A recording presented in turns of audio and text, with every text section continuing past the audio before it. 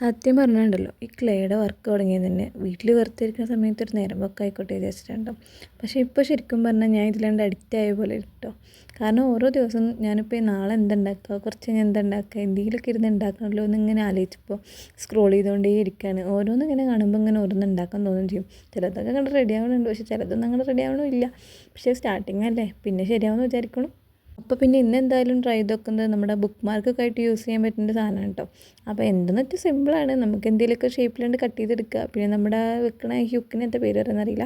അപ്പോൾ ആ ഹുക്ക് അങ്ങോട്ട് അതിൽ കുത്തി കയറ്റി കൊടുക്കുക. പിന്നെ അതിന് കളർ കൊടുക്കുകയാണ്.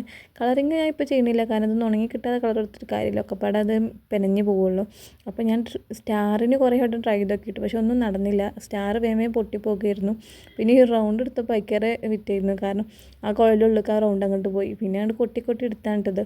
അപ്പോൾ എന്തായാലും സംഭവമൊക്കെ ഇവിടെ റെഡിയാക്കി എടുത്തിട്ടുണ്ട്. ഇനി ഇതിനൊന്ന് കളർ അടിച്ച് ഒന്ന് കുട്ടപ്പനാക്കി എടുക്കണം. അതെന്തായാലും ഇപ്പോൾ ഇന്നത്തെ പരിപാടിയല്ല, അത് നാളത്തെ പരിപാടിയാണ്. അത് ഉണങ്ങി കിട്ടാതൊന്നും നടക്കില്ലല്ലോ. പിന്നെ ഇത് ഞാൻ സ്ട്രോബെറിക്ക് വേണ്ടി ട്രൈ ചെയ്ത് നോക്കിയതാണ് ലാസ്റ്റ് വണ്ണം, പക്ഷേ സ്ട്രോബെറി ആയില്ല. പിന്നെ ഞാനൊരു ക്യൂബാക്കി എടുക്കാമെന്നൊക്കെ വിചാരിച്ചിട്ട് കുത്തി കൊടുത്തിട്ടുണ്ട്. ഇനി എൻ്റെ മൈൻഡ് മാറിയെന്നറിയില്ല. മൈൻഡ് മാറിയാൽ ഇത് പലതും ആവാൻ നല്ല ചാൻസ് ഉണ്ട്, കാരണം ഞാൻ തന്നെയാണല്ലോ. അപ്പോൾ ഫൈനൽ ലുക്ക് ഇതാ.